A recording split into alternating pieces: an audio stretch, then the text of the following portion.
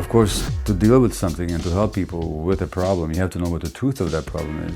But I know that healing can certainly happen amongst people who are alive and in touch with each other, primarily by everybody getting in touch with themselves.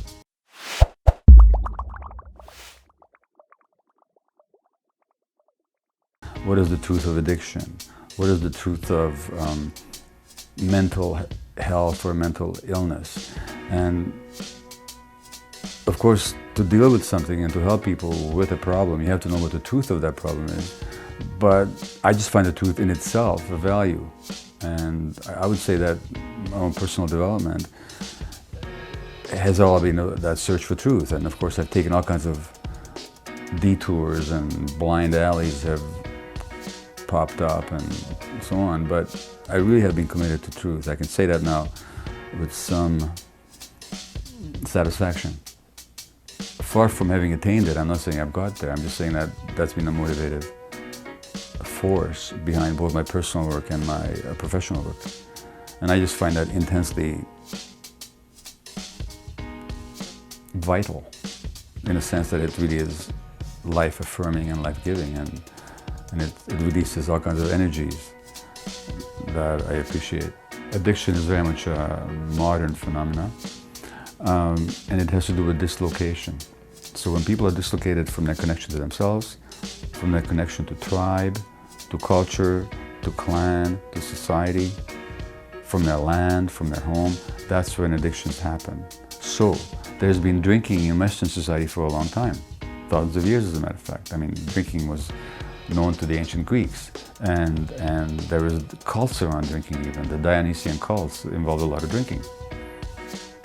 But you can't say that there was much addiction on a social level,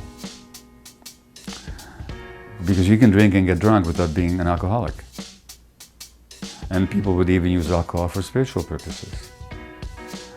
So, or if you look at North America, you have the native population that used peyote in some areas, used alcohol in other areas, used tobacco almost universally, perhaps other psychedelic plants, but they were using them ceremonially.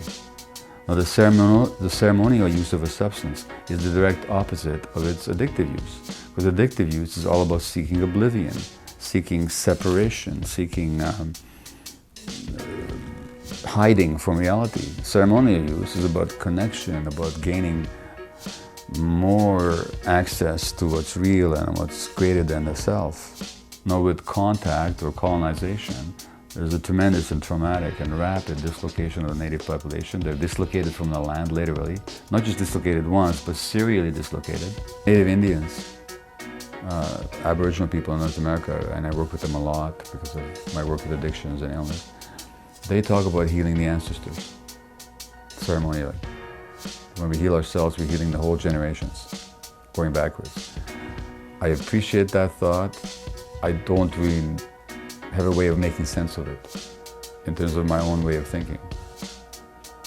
But I know that healing can certainly happen amongst people who are alive and in touch with each other, primarily by everybody getting in touch with themselves.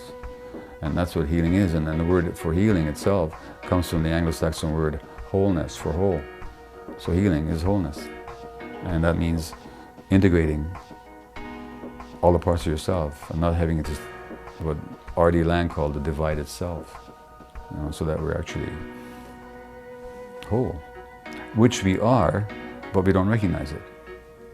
So healing is actually recognizing our wholeness.